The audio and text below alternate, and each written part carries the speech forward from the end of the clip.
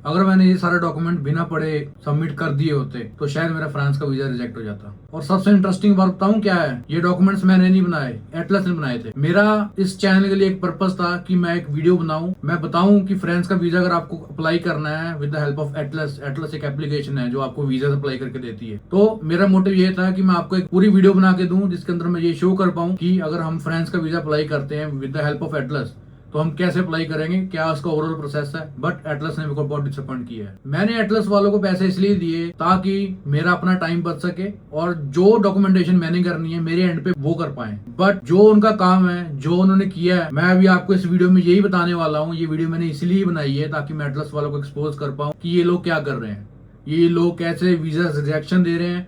और इसके बारे में जब मैंने इंटरनेट के ऊपर भी पढ़ा तो वहां पे बहुत सारे लोग थे जिन्होंने इस पे ऊपर वीडियोस बनाई हैं और लिखा हुआ है, रिव्यूज दिए हैं कि एटलस वालों की एक्सपर्टीज नहीं है वीजा के अंदर और ये सभी को रिजेक्शन दे रहे हैं, इनका सक्सेस रेट बहुत कम है। तो welcome back to Umang explore channel. जो आज की हमारी वीडियो होने वाली है, ये वीडियो है एटलस एप्लीकेशन के ऊपर जिसके थ्रू हम वीजा सप्लाई कर सकते हैं। तो मेरा जो ओवरऑल एक्सपीरियंस रहा है एटलस के साथ वो बहुत बेकार रहा है, बहुत गंदा एक्सपीरियंस था। क्योंकि जो उन्होंने मेरे को डॉक्यूमेंट्स बना के दिए हैं मेरे ट्रिप के लिए, ये एम्बेसी ने तो रिजेक्ट करने ही थे बट मैंने वो खुद भी रिजेक्ट कर दिए। क्यों? क्योंकि इसमें बहुत चीजें कॉन्फ्लिक्ट कर रही थी आपस में। तो आओ इस वीडियो में आपको मैं यही क्लियर बताता हूँ कि एटलस वालों ने ऐसा क्या किया और क्या चीजें जो हमें नहीं करनी चाहिए, ताकि आप सब भी ध्यान रखें जब आप अप्लाई करें तो आप एक रिलायबल सोर्स से अप्लाई करें या खुद अप्लाई करें। तो आओ आपको इस वीडियो के अंदर सब कुछ क्लियरली बताता हूँ कि क्या हुआ। तो सबसे पहले आप इस वीडियो के अंदर देख सकते हैं कि मैंने एटलस की एप्लीकेशन खोली है, मैंने फ्रांस का वीजा डाला है। ओके, तो यहाँ पे देखो ये ऑलरेडी इन्होंने 37% मेरी एप्लीकेशन जो है इसको कंप्लीट किया हुआ है। तो मैंने यहाँ पे पेमेंट कर दी है। पेमेंट करने के बाद मेरे को कुछ ऐसी स्क्रीन शो कर रहा है। ओके, यहाँ पे आपको वेट करना है। मतलब मैं आपको सारा प्रोसेस बता रहा हूँ कि मैंने कैसे अप्लाई किया था। ये इन्होंने मुझे वेलकम किया, वेलकम स्क्रीन आई इनकी। तो देखो आप अगर यहाँ पर ध्यान से देखोगे तो इतनी अच्छी ब्रांडिंग कर रहे हैं जैसे इनके जैसा वीजा कोई लगाता ही नहीं है। बट अभी अब आगे जाके देखना क्या है, तो अभी बोलेंगे और your documents are organised by category, tap to go to each section. ठीक है, ठीक है, ऑलरेडी ओके। उसके बाद अब देखो यहाँ पे ये सारी इंफॉर्मेशन इन्होंने मेरे से ली। मतलब आपके पास पहले शेंगन वीजा था, आपको प्रोफेशन क्या है, एक्स वाई जेड, जो जो भी चीजें उन्होंने मेरे से मांगी मैंने इसके अंदर भरी। उन्होंने मेरे से इंफॉर्मेशन मांगी, मैंने वो इंफॉर्मेशन इनको दे दी।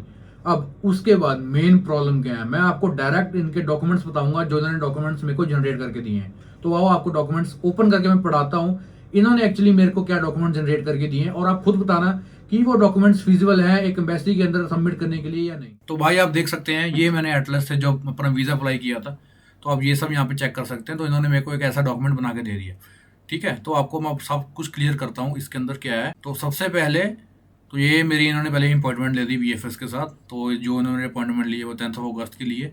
तो मेरे पास जलंधर पड़ता था तो मैंने जलंधर का बीएफएस सेंटर सेलेक्ट कर लिया। चलो इट्स ओके, यहाँ तक ठीक है। ठीक है, तो ये इन्होंने प्रायोरिटी टास्क बता दिए, चलो ये भी ठीक है। तो मैं मेन टास्क पे आता हूँ। मेन टास्क क्या है, तो ये है कि चलो पासपोर्ट साइज फोटोग्राफ्स हैं वो लेनी है, उसके बाद जो है अपना सिग्नेचर को वो करना है। तो ये एक सिंपल है, तो ये इन्होंने एकदम एक स्कोर सा दे दिया। चलो इसको भी ठीक है, इसको भी हम स्किप कर देते हैं। तो अब मैं आपको बताता हूँ एक्चुअली में ये कर क्या रहे हैं लोग। तो अब मैं बताता हूँ एटलस वाले देखो क्या कर रहे हैं।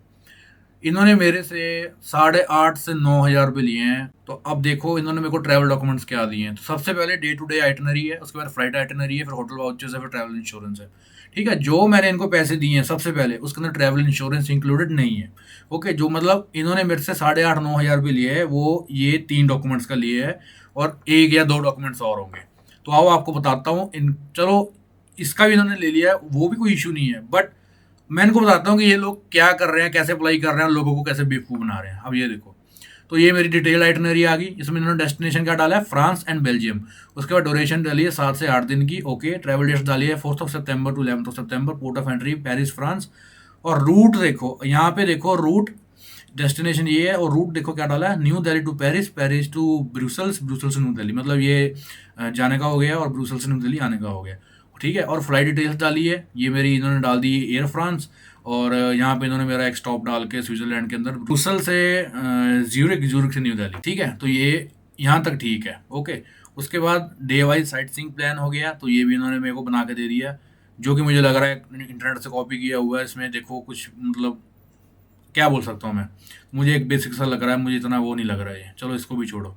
अब ये देखो booking.com से इन्होंने मेरी बुकिंग फ्लाइट बुकिंग्स यहाँ पे लगा दी है, Brussels to Zurich, okay, Zurich to New Delhi. जो ये एयरलाइन है स्विस इंटरनेशनल, मैंने ये रेफरेंस कोड होता है बुकिंग, जब हम कोई बुकिंग करते हैं एयरलाइन बुक करते हैं तो ये एक रेफरेंस कोड होता है। हम क्या कर सकते हैं, जब हम कोई भी एयरलाइन बुक करते हैं तो हम उसकी वेबसाइट पे जाके बुकिंग कोड डाल के और लास्ट नेम डाल के, मतलब जिसके नाम से बुक है, जैसे मेरे नाम से बुक है तो लास्ट नेम ये हो गया और ये हो गया, ये डाल के हम चेक कर सकते हैं कि फ़्लाइट एक्चुअल में बुक है या नहीं है।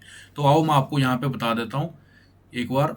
तो ये देखो मैंने ये खोल दिया है मैनेजर बुकिंग, ठीक है, तो ये आ गया। इसके वजह से अब इसको एक्सेप्ट कर लेते हैं, रिट्रीव बुकिंग है, ओके। तो अब हम क्या कर लेते हैं, यहाँ पे बुकिंग रेफरेंस ये रही, इसको हम कॉपी कर लेते हैं, ठीक है। अब ये देखो यहाँ पे ये पूछ रहा है एंटर बुकिंग कोड मैंने डाल दिया, लास्ट नेम मैंने अपना डाल दिया, ठीक है, फाइंड बुकिंग। तो ये चेक करो, ये 1 मिनट देना इसको, ये भी बताएगा। तो ये देखो, unfortunately your booking can not be displayed, please check your entry and try again, our service centre is here to help if problem persist. अब ये देखो, जब मेरी बुकिंग यहीं पे है ही नहीं है, इनकी वेबसाइट के ऊपर चेक वो बोल ही नहीं रहा, इनकी वेबसाइट के ऊपर वो शो ही नहीं कर रहा, तो ये लोग मेरे को बुकिंग कैसे दे रहे हैं ये वाले। आप खुद सोचो, जो बुक ही नहीं हुई है, अब मैं इसको, अब क्या, जब मान लो फॉर एग्जांपल अगर ये मेरी एप्लीकेशन एम्बेसी में जाती है तो फ्रांस का जो भी मेरा ऑफिसर होगा, वीज़ा ऑफिसर, तो वो ये चीज़ करके चेक कर सकता है कि मेरी बुकिंग है या नहीं है। और यहाँ पे क्या मिल रहा है मेरे को, बुकिंग मेरी है ही नहीं, ठीक है। और यही, और देखो यहाँ पे देखो, तो इन्होंने मतलब कितना फेक ये बना रखा है, ठीक है। उसके बाद अब जैसे दिल्ली टू पेरिस है, ओके, ये एयर फ्रांस है, इसका भी एक बुकिंग रेफरेंस है, इसको भी मैंने ऐसी ही चेक की है, बट इसके अंदर भी मेरी बुकिंग नहीं है। तो मतलब ये लोग वीज़ा कैसे लगा रहे हैं, कैसे फेक डॉक्यूमेंट्स दे रहे हैं क्या? तुमने मेरे से 8-9 हज़ार रुपये लिया, फेक डॉक्यूमेंट्स के लिए लिए क्या? ठीक है, चलो ये भी हो गया, इसको छोड़ो। अब उसके बाद हम नेक्स्ट बढ़ते हैं। ये हमारा इन्होंने बुकिंग दिखा दी होटल की, ठीक है। अब होटल की बुकिंग इन्होंने 81,000 की दिखा दी। अब इसकी डेट्स चेक करो आप, इन्होंने डेट्स क्या लिखी है, 4 सितंबर को चेक इन कर रहा हूँ और चेकआउट कर रहा हूँ 11 सितंबर को, ओके। बट और जब मैं अपनी आइटनरी चेक करता हूँ तो मेरी आइटनरी में देखो क्या लिखा हुआ है, 4 सितंबर को मैं दिल्ली से पेरिस जा रहा हूँ, ओके। 11 सितंबर को ब्रुसल से मेरी न्यू दिल्ली की फ़्लाइट है। तो भाई तुमने जो मेरी होटल की बुकिंग करी है, तुमने मेरी 11 तारीख तक करी है, तो जब मैं ब्रुसल जाऊँगा मैं कहाँ रहूँगा, तो उसकी बुकिंग कहाँ है, तो उसका आपने कहाँ बताया है, ठीक है। यहाँ पे आप लिख रहे हो कि मैं फ्रांस और बेल्जियम जा रहा हूँ, और ये देखो फ्रांस और बेल्जियम यहाँ पे इन्होंने लिख रखा है। जब फ्रांस की तुम मेरे को होटल की बुकिंग दिखा रहे हो, बेल्जियम की बुकिंग कहाँ गई? तो मतलब तुम लोगों को इतना दिमाग नहीं लग रहा अभी, तुम लोग क्या डॉक्यूमेंट बना के दे रहे हो, ठीक है। उसके बाद चलो ये हो गया। अब आपको इनकी नेक्स्ट बताता हूँ कि ये नेक्स्ट और क्या कर रहे हैं, ठीक है। तो ये हो गया, यहाँ पे ये इंश्योरेंस है, ये मैंने खुद ली है, ठीक है। मैंने खुद से 600 to 700 पे किए इस इंश्योरेंस के लिए, जो ट्रैवल इंश्योरेंस मैंने लेनी है। अब हुआ क्या, मैंने उनको फ्रांस की एप्लीकेशन दी, मैंने उनको सिर्फ यही बोला, मतलब उसके अंदर ऑप्शन में यही डाला कि मैं सिर्फ फ्रांस जा रहा हूँ। तो जब मैं बुकिंग कर रहा था इसकी भी इंश्योरेंस की, तो ये भी आपको पूछता है कि आप सिर्फ एक कंट्री में जा रहे हो कि मल्टीपल कंट्री में जा रहे हो। तो मैंने यहाँ पे अकेला फ्रांस डाला, ठीक है। तो डेस्टिनेशन कंट्री के अंदर ये देखो अकेला फ्रांस बता रहा है, तो भाई यहाँ पे फिर मैच हो रहा है मेरे ट्रैवल इंश्योरेंस के साथ। मतलब कोई भी ऐसा जगह नहीं छोड़ी जहाँ से मेरे को रिजेक्शन की, मतलब उसकी जो मेरे को वीज़ा ऑफिसर जो मेरी फाइल को चेक करेगा, उसके पास ऐसे 5-6 रीज़न होंगे कि मेरी फाइल को रिजेक्ट कैसे करना है, ठीक है। अब उसके बाद देखो, अब उसके बाद आती है अपॉइंटमेंट लेटर और कवर लेटर। अब आपको दिखाता हूँ इसमें इन्होंने क्या किया है, अब देखना। तो ये अपॉइंटमेंट लेटर है, इसका मेरा नाम लिखा, सर्विस पब्लिसिटी डिस्काउंट XYZ जो भी है, चलो ठीक है, ये डन है, ये मेरी अपॉइंटमेंट। अब मेरी कवर लेटर देखो आप, ये मेरी कवर लेटर आ गई। तो मेरी कवर लेटर में ये लिख रहे हैं कि I am a resident of Ludhiana India and I am writing to apply for a short term Schengen visa to visit France and Switzerland from 4 September to 11 September. भाई तुम ऊपर ब्रुसेल्स लिख रहे हो, बेल्जियम लिख रहे हो, नीचे तुम स्विट्जरलैंड लिख रहे हो, तो ये 3rd या 4th रीजन हो गया कि ये मेरी एप्लीकेशन को रिजेक्ट करवाएंगे। तुम्हारी कवर लेटर में तुम लिख रहे हो स्विट्जरलैंड, यहाँ कहाँ स्विट्जरलैंड भाई, कहाँ पे? 11 सितंबर को मैं ब्रुसल से डिपार्ट कर रहा हूँ, उसके बाद मैं ज्यूरिक अराइव कर रहा हूँ, और उसी दिन मैं ज्यूरिक से फिर डिपार्ट कर रहा हूँ, फिर मैं दिल्ली अराइव करूँगा। तो मैं कहाँ घूम रहा हूँ? स्विट्जरलैंड। और जो मेरी अकोमोडेशन है उसके अंदर आप सिर्फ मेरी एक पेरिस सिटी की मेरी वो बता रहे हो कि मैं सिर्फ पेरिस के अंदर रह रहा हूँ 7 दिन के लिए, 11 तारीख तक चेकआउट है मेरा। अगर मेरा चेकआउट 11 तारीख को पेरिस से हो रहा है, तो यहाँ पे मैं ब्रुसल से फ्लाइट कैसे पकड़ूंगा मेरे भाई? क्या कर रहे हो तुम लोग? एम्बेसी का रिजेक्ट कर रही है, मैं रिजेक्ट कर रहा हूँ तुम लोगों को। तो आप लोगों ने वीडियो में ये देख लिया होगा, जो एटलस वाले हैं ये क्या कर रहे हैं। मतलब ये लोगों को ये बोल रहे हैं कि हम आपका वीज़ा अप्लाई करके देंगे, और कर क्या रहे हैं, मतलब एक ही इन्होंने एप्लीकेशन लेटर बनवा रखी है, अब क्या पता जनरेटिव एआई से बनवा रखी है, चैट जीपीटी या जेमिनी से बनवा रखी है, उसके अंदर एडिशन करी जा रहे हैं, वो सभी को चेपी जा रहे हैं। मतलब इनके अंदर इतना दिमाग नहीं है भाई, तुम लोग उसको चेक तो करो। तुम एक बंदा लिख रहा है कवर लेटर कि मैं स्विट्जरलैंड जाऊंगा, ठीक है, दूसरा बंदा जो मेरी आइटनरी है उसके अंदर ये लिख रहा है कि मैं बेल्जियम जा रहा हूँ, ब्रुसेल जा रहा हूँ, तीसरा जो मेरी डॉक्यूमेंट है उसके अंदर आप ये लिख रहे हो कि मैं पेरिस से बेल्जियम घूमने जाऊंगा, फिर बेल्जियम से मेरी ज्यूरिख की फ्लाइट है, ज्यूरिख से फिर मैं दिल्ली जाऊंगा। तो भाई तुम आपस में ही नहीं मैच कर रहे हो कुछ भी, तो मैं खुद रिजेक्ट करता हूँ यार इस चीज को। तुम लोग क्या कर रहे हो भाई, मैं तुम्हारा मेरा एक्सपीरियंस तुम्हारे साथ बहुत बेकार रहा है। तुम लोगों ने क्या घटिया मेरी फाइल बना के दी है, इससे बढ़िया मैं 2-4 घंटे लगा के खुद अपनी फाइल बना लेता, और अगर मैं खुद अपनी फाइल अप्लाई करूंगा ना तो 1000% मेरा वीजा आएगा भाई। तुम लोग क्या कर रहे हो, ये कैसा वीजा, कैसे तुम डॉक्यूमेंटेशन कर रहे हो भाई बंदों की। ये तो मेरे को नॉलेज है, चलो ठीक है, मेरे को आइडिया है कि कैसे डॉक्यूमेंटेशन करनी है, क्या करना है, चेक करना है, फ्लाइट्स कैसे चेक करनी है। भाई अगर कोई नया बंदा न्यू कमर हो, तुम तो उसका वीजा रिजेक्ट कर दोगे, कौन रिस्पॉन्सिबिलिटी लेगा भाई। तो भाई आप सभी को एक ही बात बोलूंगा, जब भी वीजा अप्लाई करना है अपनी डॉक्यूमेंट्स को पूरा रीवेरीफाई करो, सब कुछ चेक करो। नहीं समझ आ रहा है किसी और से चेक करवाओ, किसी कंसल्टेंसी से कंसल्ट करो। नहीं कंसल्ट हो रहा, आप डॉक्यूमेंट्स मुझे भेज सकते हो, मैं आपको एक रिव्यू करके दे सकता हूँ डॉक्यूमेंट्स को कि आपके डॉक्यूमेंट्स प्रॉपरली इन लाइन है या नहीं है। मेरा ये वीडियो बनाने का मोटिव यही था ताकि मैं सभी को अवेयर कर सकूं कि जो ये एप्लीकेशंस चल रही हैं, एटलस हो गया, ऐसे ही मेक माई ट्रिप है, वो भी वीजा अप्लाई करने की असिस्टेंस देता है। तो जब भी आप इनसे वीजा अप्लाई कर रहे हो तो बहुत ध्यान से करो, ये इन लोगों का कुछ नहीं जाएगा, रिजेक्शंस आपकी लगेगी। और जब आप नेक्स्ट टाइम वीजा अप्लाई करेंगे तो वो पूछता है कि आपने कोई रिजेक्शन ली है कभी या नहीं ली है, तो रिजेक्शन लेना is not a good thing.